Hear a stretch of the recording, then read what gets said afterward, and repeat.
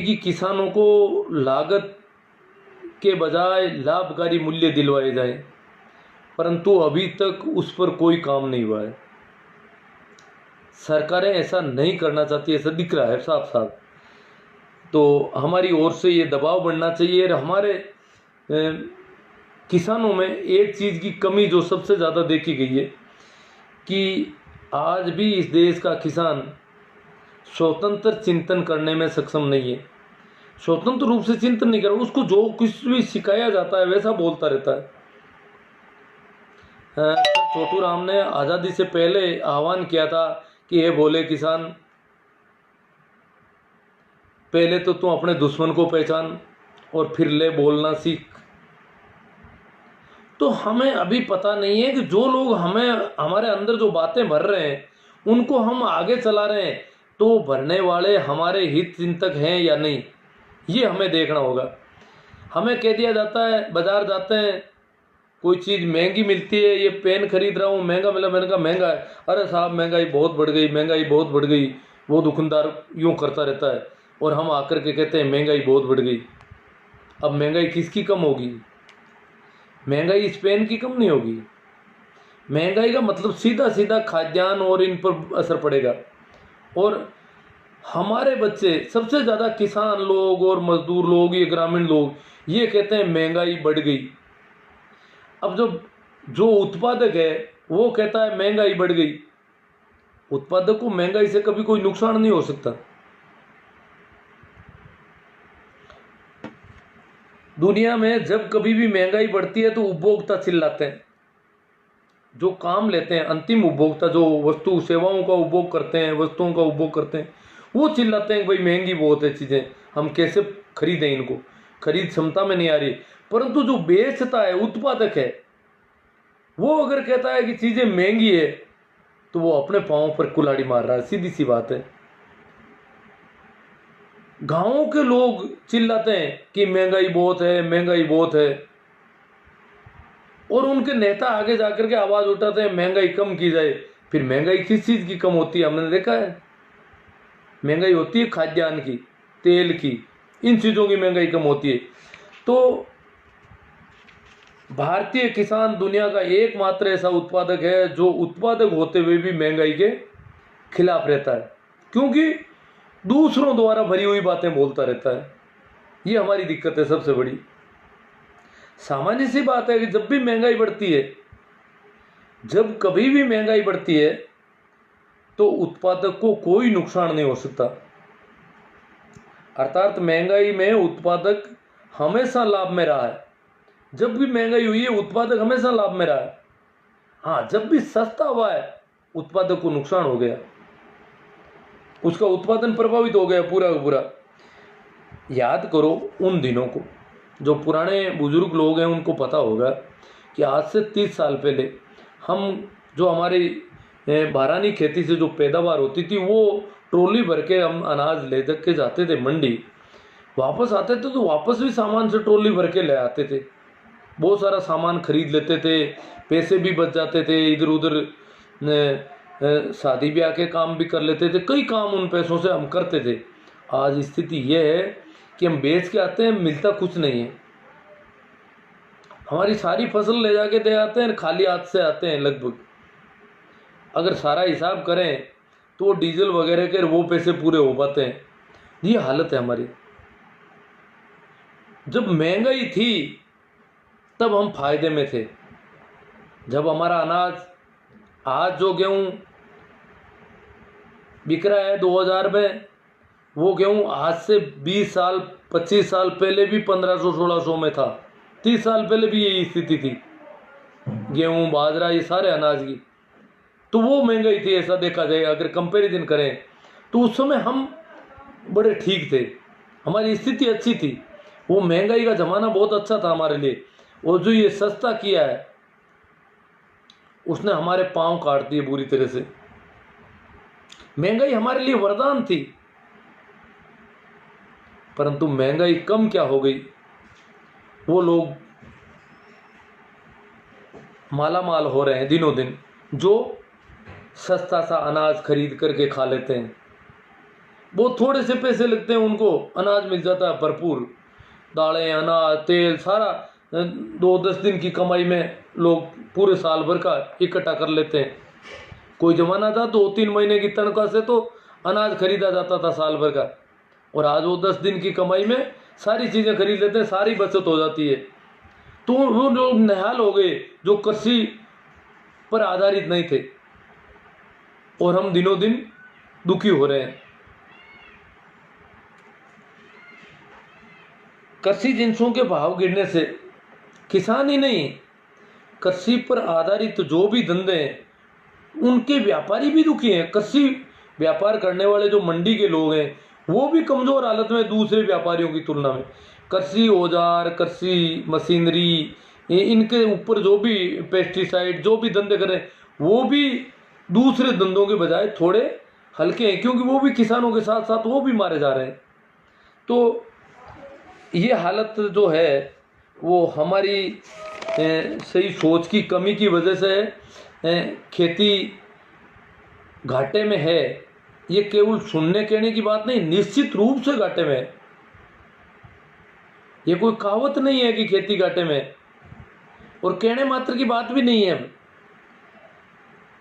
कभी जिन खेतों को किराए पर लेकर के लोग अपनी आजीविका चला लेते थे, हमारे जो खेत हैं इनको किराए पे लेता था कोई किसान, कि मैं किराए पे लूँगा, इस पे काम करूँगा और मैं इसमें मुनाफा लूँगा। आज स्थिति यह है कि कोई खेत को बोने को तैयार नहीं, फ्री में किसी को देना चाहे कि मेरा खेत है, तुम बुआई कर दे, पैदा जो भी हो तुम ले जाना, नहीं लेगा वो। नहीं मैं नहीं, तुम्हारा खेत तुम जानो, क्योंकि उसको पता है इसमें लागत ज़्यादा हो जाएगी और मेरे को मिलेगा कुछ नहीं, मजदूरी नहीं मिलेगी मेरी। इसके अच्छा तो मैं किसी के मजदूर जाऊंगा तो 2 रुपये लेके आऊँगा, इसमें कोई मजदूरी की गारंटी नहीं है। ये हालत है हमारे यहाँ पर। जब बात करते हैं हम सामान्य चर्चा में, गांव में बात करते हैं भाई खेती नुकसान है, नुकसान नहीं है, सीधी सी वो किसान कहते हैं घर का काम करने वाला है, घर मजदूर क्यों लाओ, मजदूरी ने पैसा दे दो ना, तो दे इनके न पैसा दो, जो मजदूरी करने आता है उसको दे देते हो पैसे, तो फिर तो घाटा लगेगा ही। खुद काम करो घर के लोग सारे, तो घाटा नहीं लगेगा। अरे तो भाई मजदूर तो बेचारा अपनी मजदूरी तो ले जाएगा ना, वो क्यों बिना मजदूरी के क्यों काम करेगा तुम्हारे खेतों में? जब हमारे खेतों में हमें हमारी पूरी मजदूरी नहीं मिल पाती तो उस खेती का क्या औचित्य फिर? अब उनका लॉजिक देखो, वो कह रहे मजदूर क्यों लगाते हो, खुद काम करो। तो भाई मजदूर को कोई हमको ज़्यादा मजदूरी थोड़ी दे रहे हैं, उसकी दैनिक मजदूरी, न्यूनतम मजदूरी वही दे रहे हैं, और फिर भी हम घाटे में जा रहे हैं। और हम काम करेंगे इसका मतलब हमें हमारी न्यूनतम मजदूरी हमारे खेतों में नहीं मिल सकती, और हम 10-20 रुपये रोज की मजदूरी करके खेतों में काम करेंगे, कितने दिन तक कर पाएंगे हम ऐसे काम? जो हमारी कृषि जिंसों के भाव हैं उसको देखा जाए तो किसान को जो खेत में काम करता है, आप सरकार के उपक्रम चल रहे हैं, कृषि विश्वविद्यालय हैं, अनुसंधान केंद्र है, कृषि विज्ञान केंद्र है, बहुत सारे सरकार के उपक्रम में जो खेती करते हैं। अब उनकी लागत को अगर देखा जाए, वो तो हमसे 10 गुना लागत लगाते हैं वहाँ पर, हम तो बहुत कम लागत में करते हैं फिर भी घाटे में। उनकी लागत और उनका जो उत्पादन है उसका कंपैरिजन करके सरकार देखे तो किसानों की क्या दशा हो सकती है, परंतु ऐसा कोई देखा नहीं जा रहा है कहीं पर भी।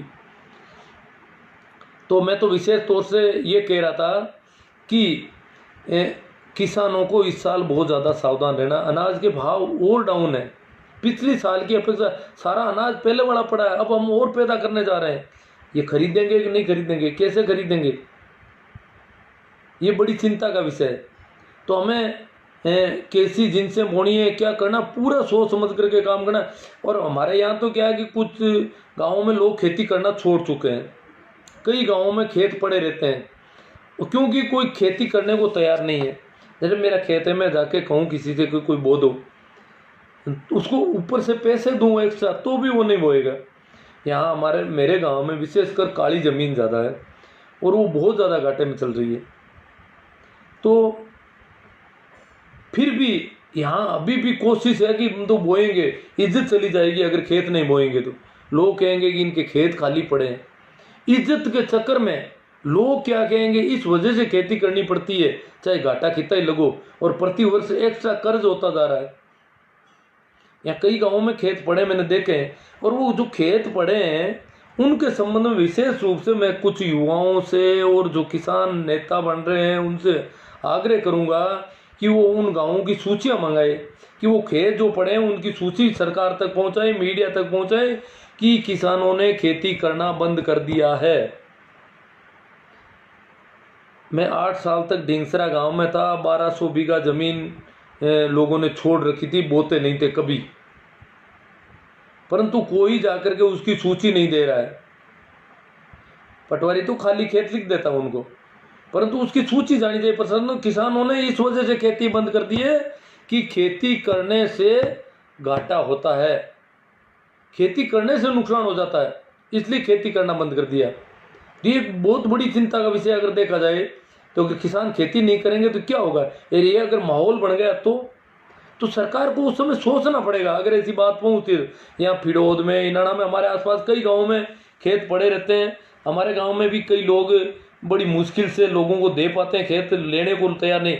जिन खेतों के पहले किराया 30 साल पहले बहुत ज़्यादा किराए की बोली लगती थी, इस खेत के मैं दूंगा 15,000 रुपये पहले, और इसको मैं 4 महीने तक इसको बुआई करूंगा, बरसात होगी चाहे नहीं होगी फिर भी मैं 15,000 फ्री है, बरसात एक बूंद भी नहीं गिरेगी तो भी तुम्हारे 15,000 पक्के, मैं जानूँ तुम्हारा खेत जाने।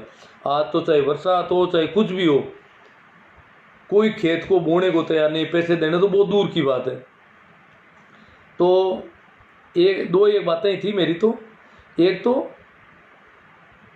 सावधानी रखनी है बहुत ज़्यादा इस साल कि कौन सी फसल बोई जाए जिससे कुछ मुनाफा हो सके।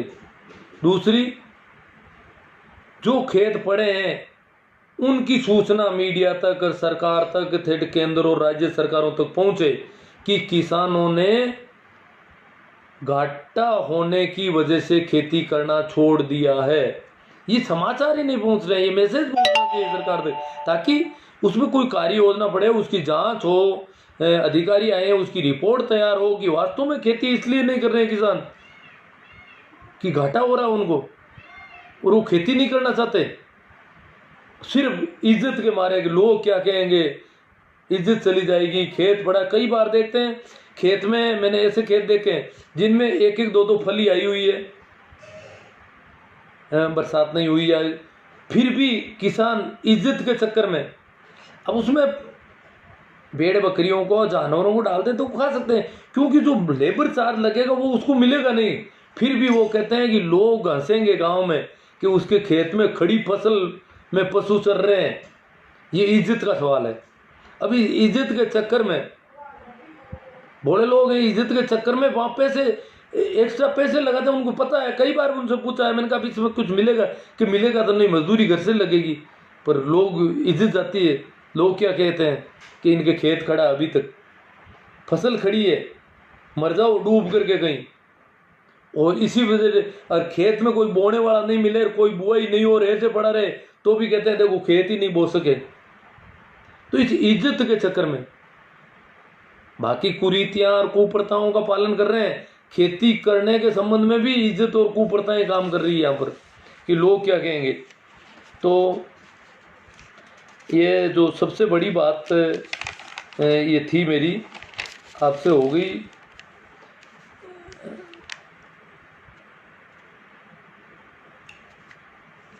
एक तो इसकी कोई काम करे जो खाली खेत है, और दूसरा सोच समझ करके खेती करें। इतना ही मेरा तो कहना था आपसे,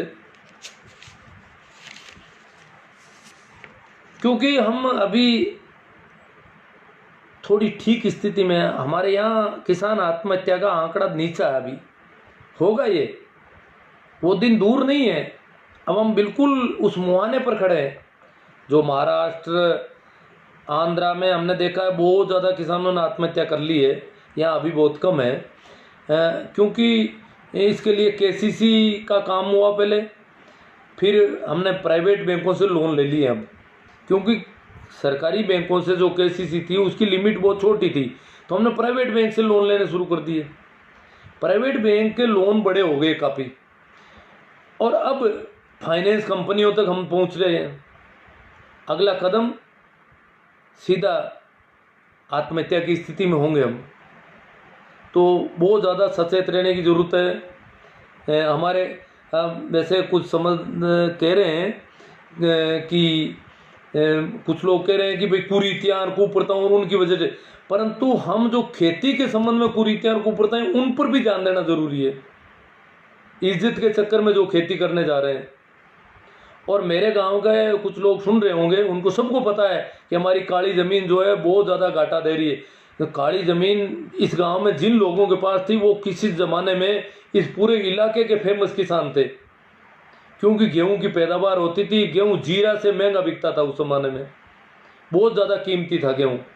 तो बहुत ज़्यादा काली ज़मीन रखना हर किसी के बूते की बात नहीं था, बहुत तो ज़्यादा महंगी ज़मीन थी। दूसरा, उस ज़मीन पर राजस्व बहुत ज़्यादा लगता था, फिर भी रखी उन दिनों। परंतु आज स्थिति है वो काली ज़मीन सबसे ज़्यादा घाटे का सौदा हो रही, क्योंकि हरित क्रांति के बाद गेहूं के भाव बाजरे के बराबर आ गए। अब कौन पूछे। और यहाँ तो पैदा तो बहुत थोड़ा होता था, परंतु गेहूं कहीं था ही नहीं, इसलिए बहुत ज़्यादा पैसे लोगों को देने पड़ते थे गेहूं के। इस वजह से यहाँ ठीक था। तो आज तो हमारी जो काली ज़मीन है, विशेषकर मेरे गांव में ये जहाँ जहाँ भी थोड़े काले खेत हैं, उनकी दशा तो बहुत ख़राब है, बहुत दुखी है वो किसान। और गांव में किसी ज़माने में काली ज़मीन सिर्फ संपन्न लोगों के पास थी।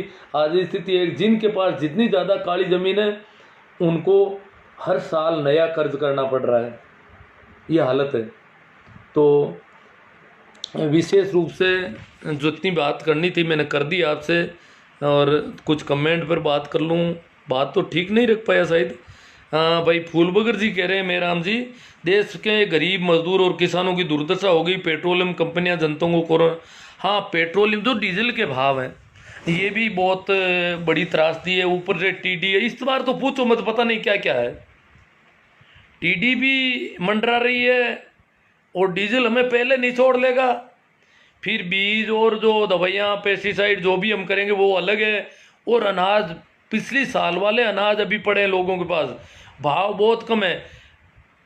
फल सब्जी फूल इत्यादि में तो बहुत ज़्यादा नुकसान हुआ किसानों को, पर अनाज वाले किसान भी घाटे में है बहुत ज़्यादा। अब कोई कुछ एक व्यापारिक फसलों का मैं कह नहीं सकता, क्यों सबके बारे में मैं इतना ज़्यादा जानता नहीं हूँ, परंतु मैं जो देख रहा हूँ वो यही है कि इस साल किसानों को बहुत सोच समझ करके खेती करनी है। इसलिए मैं आपको सचेत करना बहुत ज़रूरी समझ रहा हूँ। अब बाकी लोग क्या सोचते होंगे, ज़्यादा लोग जानते हैं, वो ज़्यादा सोचते होंगे। और सरकारें जो है आज़ादी के बाद से ही समझो ना, आप तो थोड़े से सालों तक किसानों का थोड़ा रहा था, बाकी किसानों और पशुपालकों को वैसे कुछ नहीं माना जाता इस देश में। आज़ादी से पहले ज़रूर किसान थोड़े ज़्यादा भारी थे, क्योंकि उस समय इतना खाद्यान्न निर्भरता के लिए किसान की बहुत ज़रूरत थी। लाल बहादुर शास्त्री जी ने तक किसानों के लिए बहुत ज़्यादा नारा भी दिया था, जय किसान का, और क्योंकि खाद्यान्न आत्मनिर्भरता की ज़रूरत थी उस समय। परंतु आज हमें कोई नहीं पूछने वाला है। आज हमसे कुछ भी करें ज़्यादा फर्क नहीं पड़ता है। ये तो थोड़ा मीडिया में हम कहें कि हमने खेती करना छोड़ा है, ये तो थोड़ा कोई दबाव बने, एक हवा बने, मीडिया कुछ उठाए इस बात को, तो कुछ बात बन सकती है। बाकी तो हमारी कोई सुनने वाला नहीं लग रहा हमें। मैं कैलाश जी सो बिल्कुल सही है जी। राजेंद्र जी बांगड़ा चूहा, हर क्षेत्र में जानकारी रखने वाले व्यक्तित्व के धनी को सैल्यूट। अजी खेती तो मैं करता है, मैंने बैलों से खेती की है। वो सारी कई वर्षों तक बैलों से खुद ने खेती की है, और सारा खेती का काम मैं करता था। और उस समय खेती घाटे में भी नहीं थी, मैं देखता था।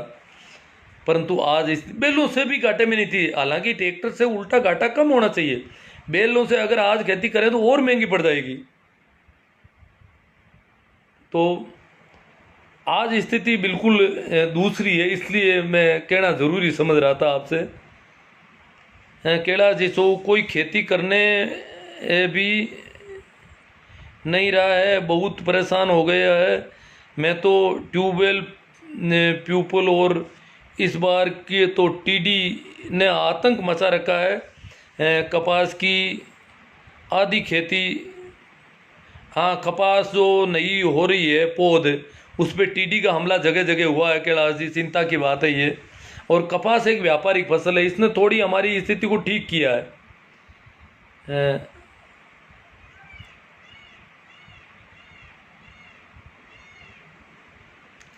जगदीश जी गोदारा, महंगाई बढ़ रही है पर महंगाई का फायदा उत्पादकों को नहीं मिलकर उद्योगपतियों को मिलता है।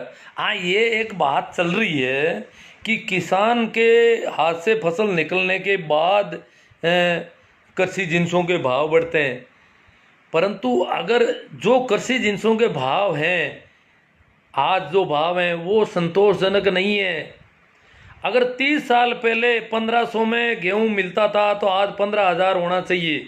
अगर बाकी चीज़ों का देखें, अगर लोगों की तनख्वाह देखें, लोगों की आमदनी देखें, मजदूरी की रेट देखें, डीजल की देखें, सारी चीज़ों को देखें, तो गेहूं के भाव 15,000 होने चाहिए। अगर कंपैरिजन करें हम मूल्य सूचकांक को, देखो आप, ये क्या है? वो महंगाई हमारे लिए वरदान थी मित्रों। जब महंगाई थी तो हम मजे में थे, क्योंकि उस समय 1500 में हमारा गेहूं बिक जाता था, बाजरा बिक जाता था। आप ताजुब करोगे कि आज से 35 साल पहले मैंने 1500 रुपये क्विंटल में तिल बेचे हैं। आज से 35 साल पहले, उस समय 1500 रुपये, एक अध्यापक, 3-4 अध्यापकों की सैलरी भी नहीं होती थी, और तिल बेचे मैंने 1500 रुपये क्विंटल में। ऊंट छकड़े से लेकर के गया नागौर और बेच के आया मैं। तो बताओ, और वो रुपये बहुत ज़्यादा थे कि अब नौकरी वाले तो देखते थे सामने कि देखो 1500 के तिल, 1500 रुपये क्विंटल के तिल बिक गए। अब नौकरी वालों 1500 कब कमाएगा वो? ये हालत थी। तो हमारी कमर किसने तोड़ी है? हम महंगाई की चीख चिल्ला कर हमने कर तोड़ी है खुद ने। हमें महंगाई के बारे में बोलने की जरूरत कहाँ पड़ रही है? और हमारी भीड़, हम जयकारे लगा रहे हैं, नेताजी गांव में आते हैं, भाषण देते हैं, महंगाई बहुत है, महंगाई बहुत है। हम कहते हैं महंगाई बहुत, नेताजी कहते हैं अब आपकी महंगाई कम करेंगे। तो महंगाई हमारी कमर तोड़ के जाएंगे नेताजी। महंगाई हमारी चीज़ों की कम होगी।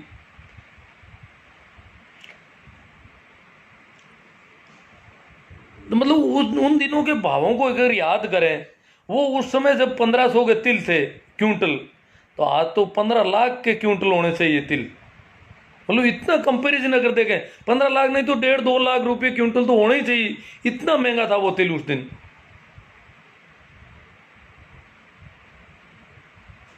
और वो भी लोग मजदूरी करके तेल खाते थे, तेल सब्जी में तेल डालते थे, इतना महंगा तिल खरीद करके भी। आज भी डाल सकते हैं। चलो हमारा महंगा मत दिलवाओ, आप उनको धनवान करते रहो, जिनको सस्ता खिलाना चाहते हो, खाना पीना सब सस्ता दिलवा रहे हो। परंतु या तो हमें कोई तकनीक दी जाए ऐसी कि हमारी फसल का उत्पादन बहुत तेजी से बढ़े। ऐसी कोई, देखो इंटरनेशनल लेवल पे आज आधुनिक तकनीक है दुनिया में कि उत्पादन बहुत ज़्यादा बढ़ाया जा सकता है, परंतु वो भी नहीं। न तो उत्पादन बढ़ाया जा रहा है और न हमें जो थोड़ा उत्पादन हो रहा है उसका कोई मूल्य दिया जा रहा है। हम कब तक खेती करेंगे? और इज्जत के चक्कर में खेती कर कर कर हम कब तक करेंगे? भाई जगदीश जी गोदारा, महंगाई बढ़ रही है पर महंगाई का फायदा, हाँ ठीक है, यहाँ कापी लिखा है इन्होंने ना।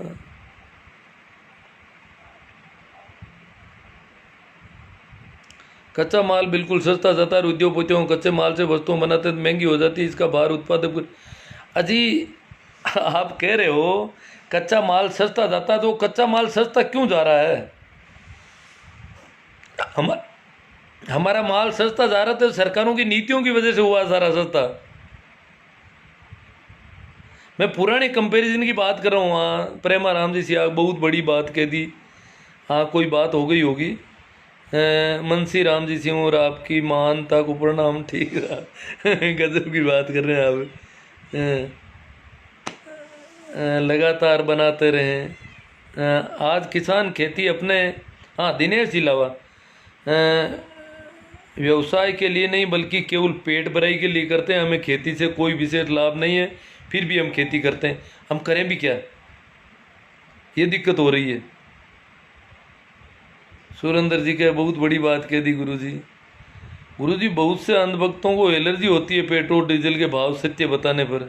अब वो है, अब क्या बताएं, दुखद है ये मामला। क्या राम जी गोदारा बहुत अच्छी बात बताई साहब। भाई राजेंद्र कुमार जी, एक तो सभी परिवार के सदस्यों को कोई न कोई जॉब करना चाहिए। हाँ सही है, परिवार के मतलब स्त्रियों को भी काम करना चाहिए। हर घर में स्त्री भी कमाने, ये नहीं स्त्री कोई रोटियां बनाएगी ये करेगी। हर स्त्री का कोई कोई बिजनेस होना चाहिए, कोई कोई काम होना चाहिए। और हर के लिए, हर आदमी के लिए। ये तो अभी तो स्त्रियों को तो बाहर नहीं निकलने देते, बेवकूफ़ियाँ बहुत है। हाँ ठीक है, खेती में तो करीब करीब स्त्रियाँ बहुत ज़्यादा काम कर रही है, परंतु वो अलग से काम नहीं, वो तो खेती में काम करेंगे, उसमें तो घाटा ही घाटा। दिक्कत तो ये है। तो दूसरा कोई जॉब है वो तो आदमी ठीक हो रहा है, बाकी खेती पर निर्भर है, उनकी दिक्कत खराब हो रही है, दिक्कत ज़्यादा गड़बड़ है। राजेंद्र जी सही कह रहे हैं। किसान एकता व किसानों खुद की निजी खरीद केंद्र हो, केवल वहीं पर सब खरीदें, सरकारें भी। हाँ ऐसा कुछ किया जाए, जो भी आप कर सकते हैं। बंसी जी पूरा सही बात है। प्रकाश जी जाकर करने की तो कुछ नहीं, पर हमारे यहाँ एक पार्टी किसानों की बात करते हैं, कॉमरेड। हाँ करते हैं कॉमरेड, पूंजीपतियों के खिलाफ किसानों की काफ़ी किसान सभा, और वो लोग करते हैं काफ़ी, हो अल्लाह तो काफ़ी करते हैं, और उसका कुछ असर भी होता है, ऐसी कोई बात नहीं है। किसान ज़्यादातर जुड़े हुए हैं उनसे। बंसी जी, सर जी 2002 में मैंने 14,000 में जीरा बेचा है। अब देखो बंसी जी ने कहा है कि 2002 में 14,000 में जीरा बेचा है, आज 11,500 में बेच के आया हूँ। ये हालत है 18 साल बाद में। और उससे पहले भी जीरा तो आज से 25 साल पहले भी 12-13 हज़ार रुपये था। ये हालत है। आप 1,500 रुपये क्विंटल के तिल 35 साल पहले बेचे, मतलब आप बड़े जमींदार थे, गरीब किसानों की पीड़ा समझ रहे हो। बड़ी बात है, आपका साधुवाद है। अजी मैं ऊँट छकड़े में लेकर के गया था, 7-8 बोरी तिल थे मेरे पास, तो काफ़ी मुझे बड़ा यूँ वो क्या है कि अकाल था। और पिछले साल पुराने सालों के पड़े थे, 2 साल पुराने तिल थे मेरे पास, तो संयोग से पड़े थे, तो मैं बेच के आया था वहाँ उनको। 1 साल पुराने थे या 2 साल पुराने थे तिल थे मेरे पास, तो किल्लत थी अनाज की बहुत ही। आंसू जाट बम्बू सुरपुरा, जब भी किसानों की खेती की बात उठाते हैं तो किसानों की औलाद ही बेस करने आ जाती है। सही बात है जी। महेंद्र जी मेघोड़ा, आप जैसे लोगों की ज़रूरत है, मध्यम वर्ग को, आप इन लोगों को जागरूक करते रहें। मेरी हार्दिक बहुत अच्छा, आपकी शुभकामनाएं मेरा संबल बनती है, और आप लोग इतना सुनते हो। ठीक है, इसको मैं YouTube पर भी चढ़ा देता हूँ, और इस प्रकार के कई वीडियो मैंने लगाए हैं अभी भी, और ज़्यादातर लोगों को पता भी है। तो आपको ये बात ठीक लगे तो इसे ज़्यादा से ज़्यादा शेयर करें। ये सत्र शुरुआत में ठीक ढंग से नहीं चला शायद, चलो जैसे भी है, आप उन्हें शेयर करें तो उसमें थोड़ा ये लिख दें कि इतने मिनट आगे लेकर के वहाँ से कोई चीज़ जो भी आप दिखाना चाहते हैं अपने मित्रों को, अगर आप ऐसा कर सकते हैं तो वो थोड़ा ठीक रहता है। आप लोगों का बहुत अच्छा सहयोग मिल रहा है रोज़ाना, और कल मैं चाहता हूँ कि वो एक आयुर्वेद वाले झोला छाप बाबा का विषय ले लें। कोरोना का इलाज कर रहे थे, आज तो वो इनकार कर गए कि मैं कोरोना का इलाज नहीं कर रहा हूँ, परंतु बहुत बड़ा दुखद मामला है। इन बड़े बड़े झोला छाप जो डॉक्टर हैं उन पर कोई कार्रवाई नहीं हो रही है इस देश में, जो पूरी दुनिया के मेडिकल साइंस के साथ मजाक कर रहे हैं। तो उस विषय पर मैं बात करूंगा काफ़ी, क्योंकि हमारे देश में अगर देखा जाए तो ये आयुर्वेद जो है वो खुद ही एक पाखंड की फैक्ट्री है पूरी की पूरी। आयुर्वेद इलाज कम है, पाखंड ज़्यादा है, पूरा अंधविश्वास और पाखंड पर जीने वाला महकमा है ये। तो ये पुरानी परंपरा, इस देश में पुराना कुछ था नहीं, तो उसको पुराने का संरक्षण किया जा रहा है कि हमारे देश में ऐसी कोई चिकित्सा पद्धतियाँ थी, तो उसके संरक्षण के चक्कर में हमारे पास आयुर्वेद की पद्धति थी, आयुर्वेद में सर्जरी था, ये था, वो था, परंतु उसके संरक्षण के चक्कर में हम लोगों के स्वास्थ्य से खिलवाड़ नहीं कर सकते। तो इस विषय पर कल मैं चर्चा करना चाहूँगा। यही तय कर रहा हूँ अभी या तो आती कि ये झोला छाप बाबाओं पर जो कार्रवाई नहीं करती है सरकारें, पता नहीं क्या इनकी इच्छा शक्ति इतनी कमज़ोर है कि ये कुछ कर नहीं रही है और ये नरक बना रहे हैं इस देश को। कभी कोरोना का इलाज कर रहे हैं, कभी कहते हैं प्रतिरोधी क्षमताएं बढ़ा रहे हैं हम, तो ये और दवाइयाँ कह रहे हैं कि ब्लैक में बिक रही है बहुत ज़्यादा। एक थोड़ा सा सगुफा छोड़ा, माल बिक रहा है बाज़ार में और कुछ कोई करने वाला नहीं है। बाबा ने स्टेटमेंट चेंज कर दिया, मैंने कोरोना की दवाई की बात ही नहीं की। अब बाबा के स्टेटमेंट से ही संतुष्ट हो जाते हैं सब लोग। हालांकि कई शिकायतें हुई है, कई मुकदमे भी हुए हैं उन पे, परंतु ये इनका बड़े झोला छापों का कोई कुछ हो नहीं रहा है। हाँ भाई, सिया राम जी, राम राम सर जी। गांव खेत कल्याण की दोनों बड़ी पार्टियां मध्यम मजदूर बेरोजगार किसान वर्ग को लूटा जा रहा है, दबिया जा रहा है। सरकार कह रही है कि हम नीतियां बना रहे हैं, जबकि नीतियां किसान मजदूर गरीब के खिलाफ कौन। हाँ, मामला गड़बड़ है साहब। चलो, तो कल का विषय आज इतना ही, शुरू ही ठीक है इसका। कल उस पर चर्चा करेंगे अपन। और पहले किसान अनपढ़ थे इसलिए अपनी बात रख नहीं सकते, लेकिन अब किसानों की औलाद पढ़ी लिखी है, लेकिन किस पार्टी की अंधभक्ति मिले, हाँ किसी की भी हो, मतलब किसानों की औलादों की स्थिति बहुत ज़्यादा, ये अभी भी नहीं देखते कि किस संघर्ष से किसान आया है। आज मैं एक गांव में बात कर रहा था बुजुर्गों से, मैं तो सुनता बहुत कम हूँ, फिर भी ज़बरदस्ती यूँ ही बात चल रही थी। तो वो एक बुजुर्ग कह रहे थे कि राठौड़ी रात तो भाई बलदेव राम जी हुए और गमा हुए गम तो ही कौन क्यों, वो न रहो जो गमाए थी। मतलब आज़ादी के बाद किसानों से कई दिनों तक बेचारों से खलियान लाट लिए जाते थे, खेतों की फसलें ले ली जाती थी। तो बलदेव राम ने मतलब जान जोखिम में डाल करके गांव गांव में आकर के लोगों को संबल दिया और खड़ा किया कि तुम तुम्हारा अनाज घर में ले जाओ, जो होगा मैं देख लूँगा।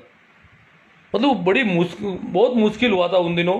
तो वो लोग आज भी जो बुजुर्ग हैं उनको पता है, परंतु किसानों के बच्चों को पता ही नहीं कि क्या था बलदेव राम का आंदोलन, क्या था। आज मारवाड़ में जो एजुकेशन देख रहे हैं ये उस बलदेव राम की बदौलत है पूरी की पूरी। हर छोटे बड़े कस्बे और शहर में किसान छात्रावास बनवाई। उन छात्रावास को भले ही लोग जाट बोल्डिंग कहते होंगे, परंतु नाम रखा किसान छात्रावास।